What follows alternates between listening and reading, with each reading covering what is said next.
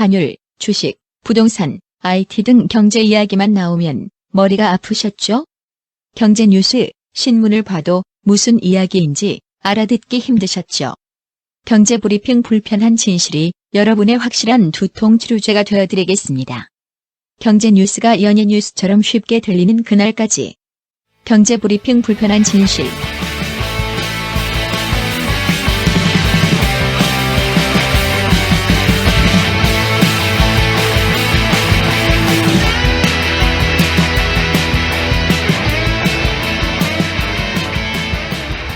경제브리핑 불편한 진실 72회 다시 시작하겠습니다. 저희가 롯데 관련된 소식을 많이 전해드렸었는데요. 그 중에 하나가 롯데 불매운동이 일어날 수도 있다. 그 얘기를 했는데 진짜 불매운동이 일어났어요. 아, 그래요? 오늘 금융소비자원에서 롯데 사태는 국내 재벌이 비양심적인 작태를 드러낸 단면으로 국내 재벌이 사회적 책임이나 공헌에 관심이 없다는 것을 명백히 보여준다. 이렇게 얘기를 하면서 롯데카드, 롯데백화점 등 롯데 전 계열사에 대한 불매운동을 지속적으로 전개할 것이다. 이렇게 밝혔어요. 우리가 해서 그런 건 아니겠죠? 그런지 아닌지는 잘 모르겠지만 아무튼 금소원도 저희들이 여러 번 강조했던 재벌과의 경영권 다툼이 재벌 개인의 부에만 치중하는 사고에서 비롯된 것이라고 맹비난을 하면서 이런 불매운동을 시작한다고 하니까 여러분들 한 번씩들 생각해 보시고 롯데 상품 계속 사야 될지 말아야 될지 각자 결정을 하셔야 될 것 같다는 생각이 듭니다. 어제 이제 방송을 마치고 한번 생각을 해봤어요. 제가 남동생이 마침 있는데 저희는 이제 형제 딸랑 둘인데 비슷한 사례가 우리한테 일어나면 나는 어떻게 할 것인가 생각을 해보니까 저는 이 재벌도 아니지만 쪽팔려서 이렇게 못할 것 같아요. 아니 그래도 그런 생각을 했다는 거는 제법 유산이 되나 봐. 아니요. 저희는 뭐 다툴 유산도 없지만 설사 뭐 있다고 해도 이렇게 동네 창피해서 못할 것 같아요. 근데 원래 다들 그런 얘기 하잖아요. 돈 앞에서는 피도 눈물도 없다. 이 속담을 아주 여실히 증명해주는 롯데가 사람들이었잖아요. 아니 근데 이들이 이렇게 싸우는 게 돈이랑 물론 관련이 있지만 돈과 멀어질 수도 있단 말이죠. 그거를 모르지 않을 것 같은데. 아니 이기면 그 롯데 엄청난 그 한 90조? 뭐 이 정도 된다 그러죠? 아무튼 그 자산을 다 자기가 갖는 건데 그거 앞에서는 피도 눈물도 없는 거지. 아니 근데 실제로 금호도 그렇고 도산도 그렇고 형제끼리 싸우다 작살났잖아요. 지금 결과적으로 돈도 줄어드는 거 아니에요. 결국엔 싸우기 전보다는. 그걸 모르지 않을 텐데 이렇게 집안의 치부까지 다 드러내면서 신격호 회장은 본처가 있음에도 중혼을 거듭했다는 이런 사실까지 지금 드러나고 있잖아요. 그렇죠. 이런 사실까지 굳이 만천하에 드러내면서 형제 싸움을 해야 되나 싶어요. 아무튼 롯데 사태는 저희들이 좀 유심히 지켜보면서 새로운 소식이 나오는 대로 다시 저희 방송을 통해 알려드리도록 하겠습니다.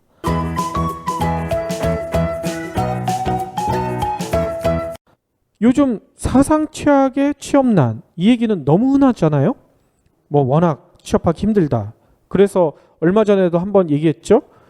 대학생들의 장래 꿈이 정규직 이런 우픈 현실까지 나오고 있고 20대에 취업하면 인간 승리? 뭐 이런 얘기까지도 나온다고 하던데 어제 황당한 설문조사 결과가 나와가지고 구직자들을 좀 분노시킨 사건이 있었어요.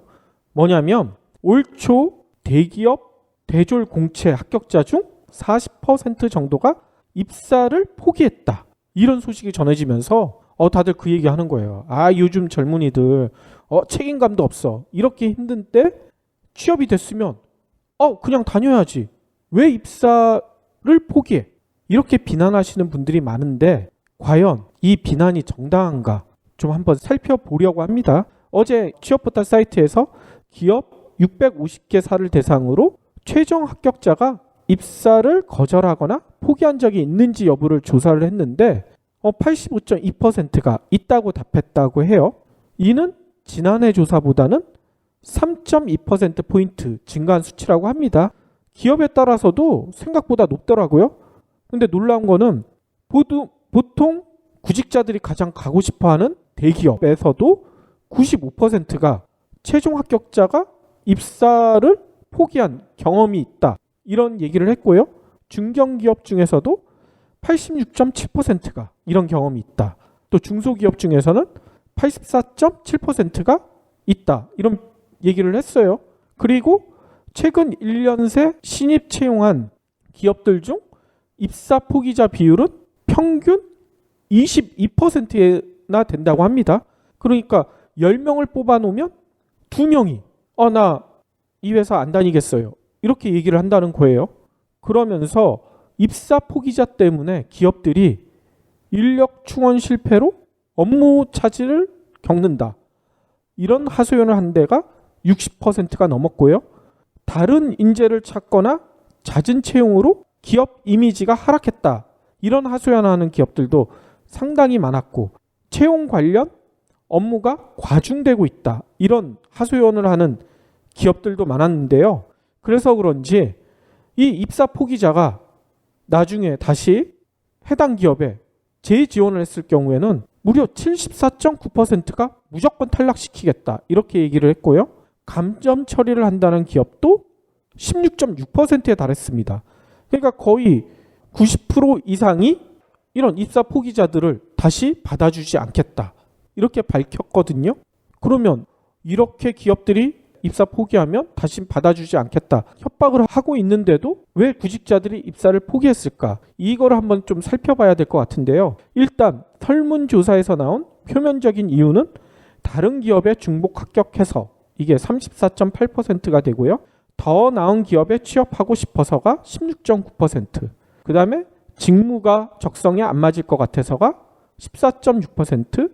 제시한 연봉이 불만족스러워서가 7.8% 이렇게 나타났어요. 그런데 취업 커뮤니티나 이런 데 들어가 보면 구직자들이 더 깊은 속내를 드러냈습니다. 여기서는 뭔 얘기를 하고 있냐면 정규직인 줄 알고 지원했는데 가봤더니만 인턴이더라. 또 다른 구직자는 구직 공고에는 이런 얘기가 전혀 없었는데 가봤더니 6개월이나 수습을 시키겠다고 하고 수습 기간 중에는 월급의 70%만 주겠다. 그래서 입사를 포기했다. 이런 얘기도 있어요. 또 영업직도 아니고 개발직으로 들어갔는데 출근 첫날부터 애사심을 높여야 된다고 하면서 회사 제품을 친척들에게 팔라. 창피해서 못 다니겠다. 이런 하소연을 하는 사람들도 있어요. 애사심을 높이려면 그 제품을 공짜로 줘야 되는 거 아니에요? 그러니까 말이야. 거기다가 어떤 구직자는 이런 얘기를 하더라고요. 아니 왜 회사는 지원자를 마음대로 선택하는데 중복 합격한 구직자가 내 마음대로 회사를 고르는 게 왜 안 되냐? 법으로 금지된 얘기냐? 이런 하소연하는 구직자도 있어요. 듣고 보니까 좀 이상하잖아요. 왜 회사만 구직자를 선택해야 돼? 구직자가 회사를 선택하면 안 되나요? 되죠. 당연히 되죠. 그러니까 그래서 일각에선 이런 얘기도 나오고 있습니다. 사상 최고의 사내 유보금을 쌓아놨다는 얘기는 저희가 방송을 통해서 여러 번 말씀드렸잖아요. 이런 대기업들이 신규 채용 왜 늘리지 않느냐 이런 비난을 받으니까 아니 뽑아놓는데도 오지 않는다 이런 얘기를 하고 싶어서 변명거리를 만들고 싶어서 입사 포기자의 수치를 혹시 과장한 게 아니냐 이런 의심을 하는 사람들도 있다는 얘기를 하고 있습니다. 들어와서 안 나갈 수 있게끔 해줘야 되는데 들어왔는데 다 나갈 수 있게끔 해버리면은 당연히 남아있을 수가 없죠. 그러니까요. 이렇게 기업들이 가진 핑계를 대면서 신규 채용을 줄이고 있고 또 뽑아놓고선도 나가게 만들고 있고 하니까 아예 구직을 포기하는 젊은이가 우리나라에 아주 급증을 하고 있어요.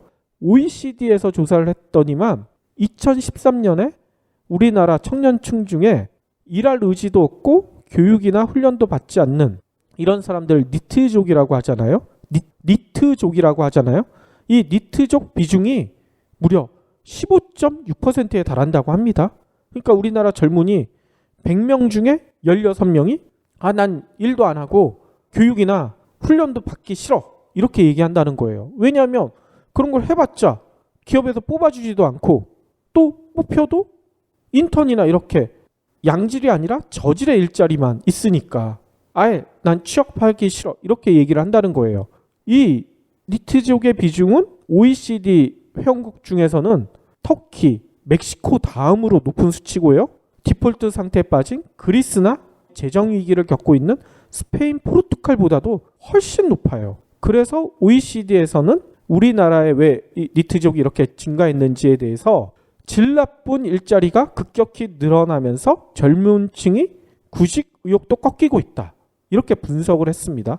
실제로 현대경제연구원이 올 초 니트족에 대해서 분석한 보고서를 내놨는데 여기서 보니까 니트족의 42.9%가 취업하지 못한 기간이 무려 1년 이상이래요. 1년 이상 취업을 못하고 있는 거예요. 또 취업 경험이 있어도 1년 이하의 계약직이나 일시 근로 이런 저질의 일자리만 전전했던 니트족이 무려 한 40%가 넘는다고 합니다.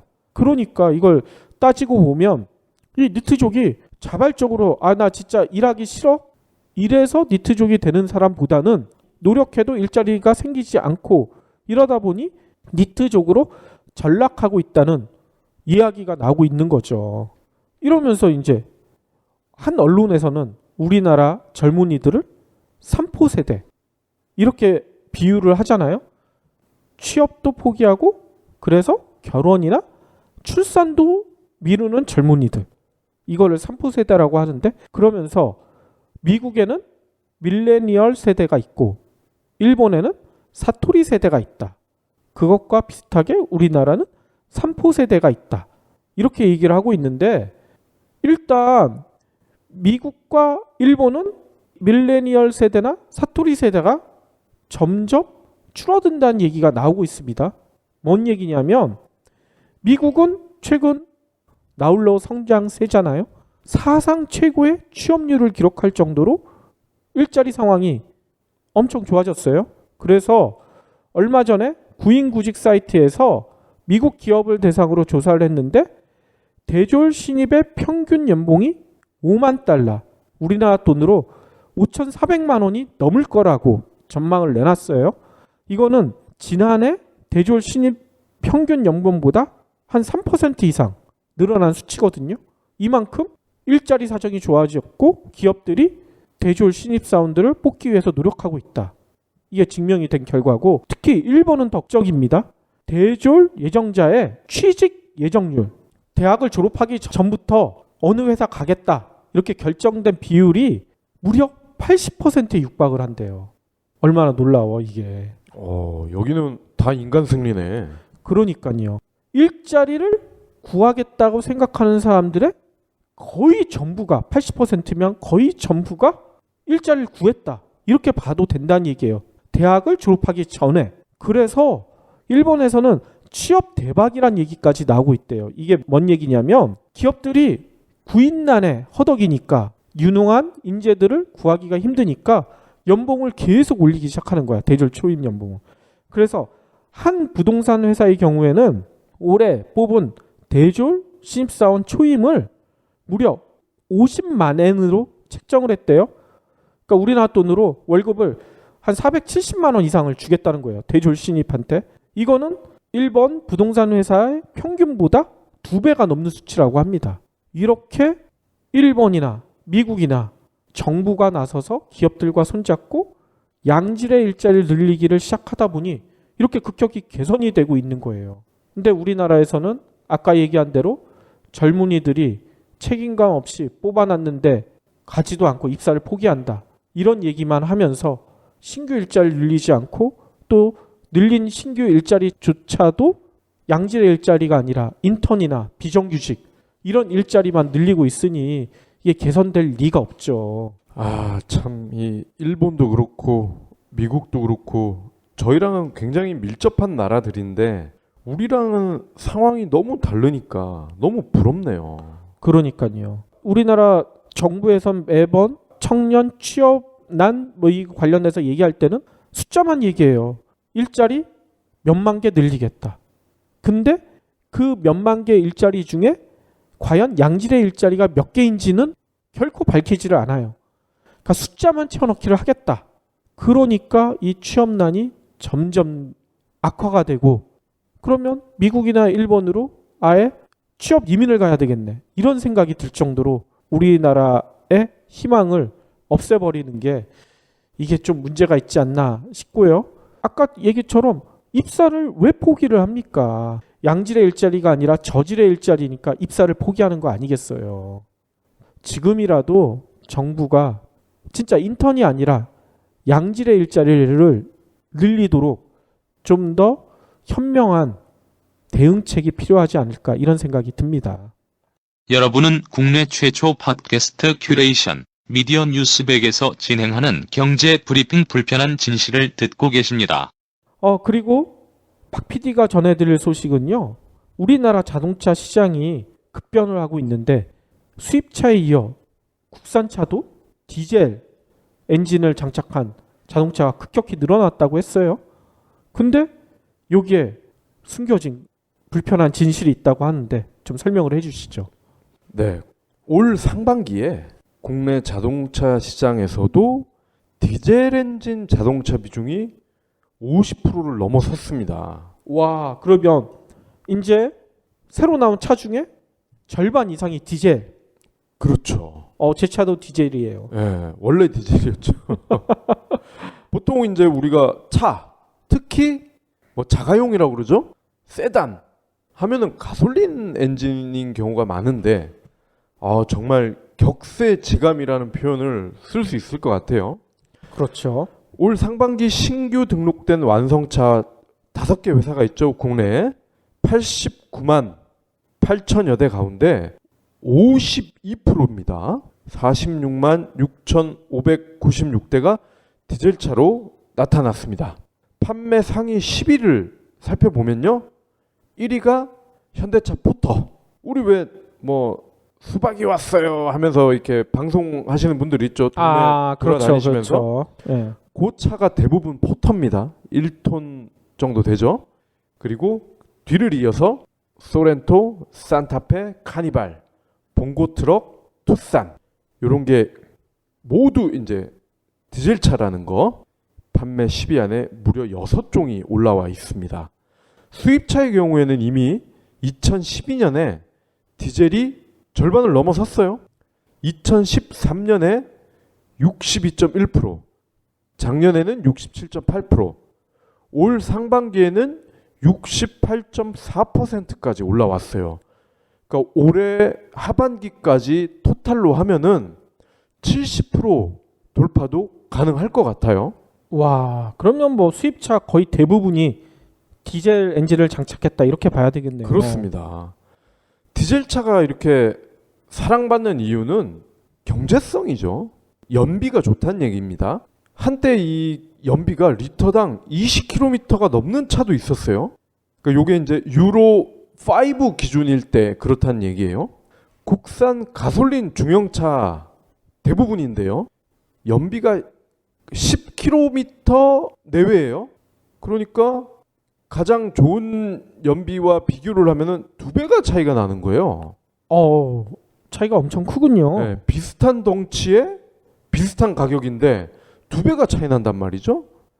그런데 더 웃긴 거는 이 20km가 넘는 연비의 차가 실제 연비는 더 좋다는 거예요. 그래요? 그리고 국내 가솔린 중형차는 실질 연비는 더 떨어진다는 거예요. 그러니까 극단적으로는 이 디젤 수입차와 국산 중형차의 연비가 2.5배 이상 차이가 날 수가 있다는 거예요. 엄청 차이가 나는군요. 네. 그리고 디젤차는 이 안 좋은 게 소음이나 진동이 너무 강하지 않냐, 뭐 이런 이미지가 있었어요. 그런데 최근 몇 년 사이에는 이러한 부분이 대폭 개선이 됐어요. 그래서 요즘은 국산차도 이런 소음이나 진동이 상당 부분 좋아져 가지고 아주 민감한 사람이 아니면 크게 신경에 거슬리지 않을 정도까지 왔거든요. 그렇죠. 거기다가 저는 디젤차 하면 이런 얘기들을 많이 들었거든요. 친환경 연료다. 그러니까 뭐 바이오 연료 뭐 이런 얘기가 나오면서 디젤을 타는 게 환경을 가솔린보다는 보호할 수 있지 않을까. 이런 생각 때문에 저는 디젤차를 샀거든요. 아, 그렇죠. 굉장히 불편해요. 어떻게 보면은 제조사 입장에서도 이거를 가급적이면 공개하지 않으려고 하는 것 같아요. 얼마나 놀라운 사실이길래 네. 그래요? 방금 이렇게 연비 좋다, 소음, 진동 거의 없다, 디젤차 짱이라고 말씀을 드렸는데 이런 디젤차가 우리의 생명을 갉아먹고 있다는 사실을 혹시 알고 계신지 모르겠어요. 아니 친환경 연료라며 왜 생명을 갉아먹어요? 네. 심지어는 이러한 연구 결과도 나왔어요. 수도권 연간 사망자 가운데 15%가 디젤차에 의해 사망할 수도 있다. 이건 뭔 얘기인가요? 그러니까 디젤차로 인한 교통사고가 아니라 디젤차가 뿜어내는 미세먼지가 주범입니다. 그러니까 통상 10 마이크로미터를 미세먼지라고 하는데 머리카락이 보통 60 마이크로미터라고 그래요. 이 머리카락 지름의 6분의 1 정도의 크기라는 거죠. 그러니까 눈에는 보기가 힘들고요. 2.5 마이크로미터 이하의 먼지는 초미세먼지라고 따로 분류를 하고 있습니다. 그렇다면 미세먼지가 도대체 얼마나 나쁘길래 박 PD가 수도권 사망자의 15%까지 이렇게 언급을 하느냐? 일단 덴마크 연구진의 2013년 연구 결과를 말씀을 드릴게요. 미세먼지가 폐암 발병과 연관이 있다라는 것을 입증을 했습니다. 그러니까 보통은 뭐 담배도 그렇죠? 담배가 암 발병과 연관이 있다라고 나온 거 혹시 들어보셨어요? 아마 못 들어보셨을 예, 거예요. 최근에는 그런 자료를 본 적은 없는 것 같아요. 왜냐하면 담배 회사들의 어떤 로비 이런 것도 크겠지만 직접적으로 암 발병과 연관이 있다라고 주장을 하기가 쉽지 않아요. 그래서 담배 회사랑 폐암이 걸린 환자가 소송을 하면 대부분 환자가 지죠. 그렇죠. 예, 그렇기 때문에 그렇습니다. 그런데 이 덴마크 연구진은 미세먼지에 한해서는 폐암 발병과 연관이 있다라는 걸 입증을 했어요. 미세먼지가 10 마이크로그램이 상승할 때마다 폐암 발생 위험이 22% 증가한다는 사실도 알아냈습니다. 그래서 엄청나네. 그해 세계보건기구 WHO 산하의 국제암연구소는 디젤차에서 나오는 매연이 기존에는 2급 발암물질로 규정을 했어요. 그런데 이 연구 결과가 나오면서 1급 발암물질로 상향 조정했습니다. 그래서 이때부터는 미세먼지에 소리 없는 살인자라는 닉네임이 붙었습니다. 그렇군요. 아니 근데 보통 일반인들은 미세먼지 하면 다 중국 탓만 하잖아. 예. 중국에서 불어오는 황사에 예. 미세먼지 많다. 그래서 중국 나쁜 놈들 뭐 이렇게 요구를 하는데 중국 탓만 할 게 아니네요. 그렇습니다. 더 가까이에 이 미세먼지를 마구마구 유발하는 원흉이 바로 우리가 타고 있던 디젤차였던 거죠. 더 심각한 거는 초미세먼지예요. 초미세먼지는 너무나 작기 때문에 우리 몸 깊숙한 곳까지 침투를 해요. 입, 코가 이제 인풋이 되겠죠. 폐의 일부인 폐포까지 들어와서 이 초미세먼지가 쌓이는데 얘가 폐포까지 들어오면은 어떠한 일이 벌어지느냐? 건강한 사람인 경우에는 천식과 같은 호흡기 질환이 생긴다고 그래요. 건강한 사람은 네. 그리고 이 어린이나 노약자 그리고 이미 호흡기 질환을 앓고 있는 환자 그리고 이 심장 질환 가지고 계신 분은 조기 사망할 가능성이 굉장히 커진다고 그래요. 제가 호흡기가 좀 안 좋은데 네. 이거 어떻게 하지? 그렇죠. 큰일 났죠. 그런데 이 최근에 혹시 파리 여행해 보신 분들은 제가 하는 말에 공감하실 거예요. 파리를 가보면요, 최근에 날씨는 좋은데 이상하게 하늘이 뿌예. 그리고 조금만 걸어도 목에 막 가래가 끼고, 가래가 없더라도 불쾌한 그 느낌, 이 말로 표현하기 참 애매한, 목이 막 되게 불편하고, 코를 휙 풀어보면은 시커먼 게 막 나오고. 아니 그게 중국 베이징에서만 그런 거 아니에요? 프랑스 파리에서도 그런다고요? 그렇습니다. 오. 이게 다 파리를 달리는 디젤차의 탓이에요. 이 파리 도로를 달리는 차 가운데 약 70%가 디젤차라고 하는데요. 재밌는 게 작년에 파리 시장에 출마했던 사람이 제1 공약이 디젤차를 추방하겠다였대요. 미세먼지를 없애기 위해서 예. 디젤차를 추방하겠다. 근데 이 아저씨가 당선이 됐네? 그러면 지금 파리에서는 어떻게 하고 있나요? 디젤차가 없어졌어요? 그래서 이 안느 아달고라는 시장이래요. 그래서 이 사람이 궁극적으로는 디젤차를 없애겠다. 그래서 이게 2020년이라고 그래요. 그 전에는 이제 유로 6 기준의 차만 몰 수가 있도록 이미 이제 이 사람들은 조치를 했고, 국내에도 9월부터는 유로 6 기준을 충족시켜야만 그 차를 팔 수가 있고 우리가 끌 수가 있는 거예요. 그러면 유로 6에서는 미세먼지가 안 나와야지 이 기준을 통과하게 되는 건가요? 그러면 좋겠죠. 근데 안타깝게도 안 나오진 않아요. 이거를 유로 5 대비 미세먼지는 절반, 질소산화물은 80%가량 줄여라. 안 그러면 니네 차 팔 생각 하지 마. 요게 유로 6입니다. 완전히 없어지는 건 아니군요. 그렇습니다. 그럼 유로 7까지 나와야 되겠네. 완전히 없어지는 거. 유로 7이 나와도 없어지기는 힘들다는 거죠. 문제가. 디젤은 아예 안 되나요? 그러면은 뭐 타야 되지? 전기차가 있었구나. 그렇죠. 아니면 수소차? 전기 수소차도 있고, 차선책이 이제 휘발유 차죠. 휘발유 차도 나오긴 나오죠. 각종 부작용을 유발하는 물질들이. 하지만 디젤차에 비할 바가 아니다라는 거죠. 디젤차보다는 훨씬 그렇죠. 적다는 얘기인 거죠. 그렇죠. 왜냐하면 우리가 이제 석유를 정제를 하지 않습니까? 그러면 제일 밑에 깔리는 애들이 아스팔트 이런 거죠. 그 다음이 경유, 그 다음이 이제 휘발유. 휘발유 위에가 비행기에 들어가는 연료죠. 이렇게 차곡차곡 쌓인다는 거를 우리는 기술 시간에 배웠죠. 나 기술 시간에 잤나 봐. 난 기술 시간에 기억이 없는데요. 근데 문제는 이런 아스팔트나 경유같이 이렇게 밑바닥에 깔리는 애들이 당연히 연소를 했을 경우에 이런 발암 물질이 나올 수밖에 없죠. 그럴 것 같네요. 이거는 상식적으로 생각해도 당연한 거예요.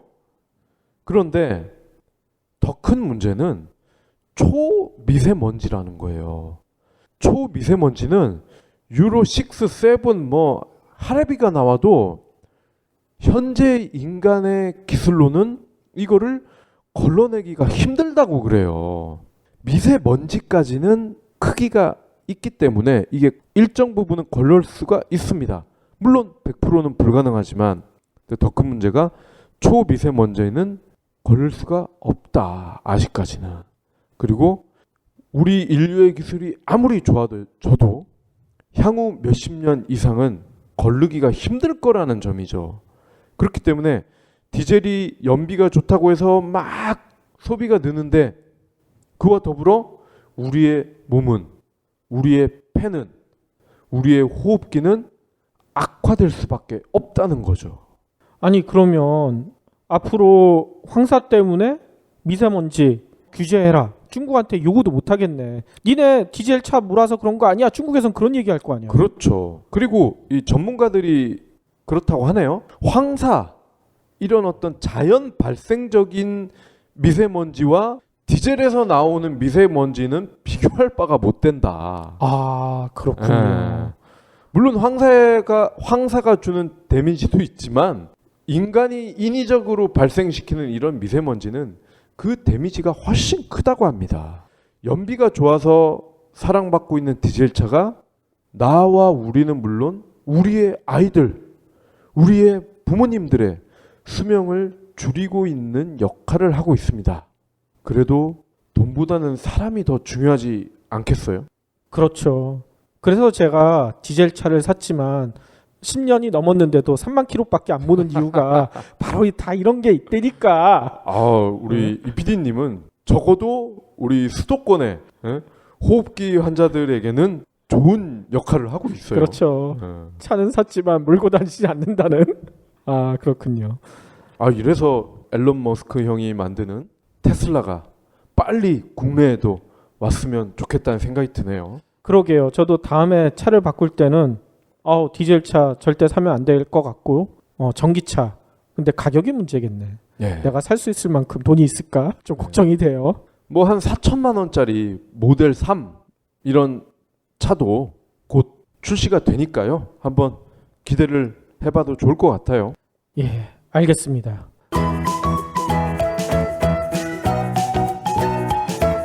오늘 아침에 인터넷을 보다 보니 롯데가의 여러 가지 분란과 참 대비되는 얘기가 있어서 좀 여러분들과 함께 하려고 하는데요.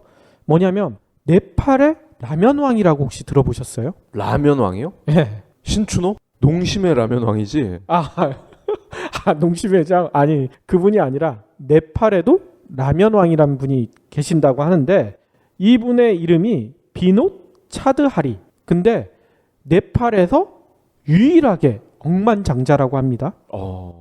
이분이 왜 라면왕이라고 불리냐면 여러 가지 사업을 하고 있는데 그 중에 가장 유명한 것이 진짜 라면을 만들어서 판매하시는 분이에요. 우리나라 농심이랑 비슷하겠죠? YY라는 라면. 엄청난 인기를 끌고 있다고 합니다.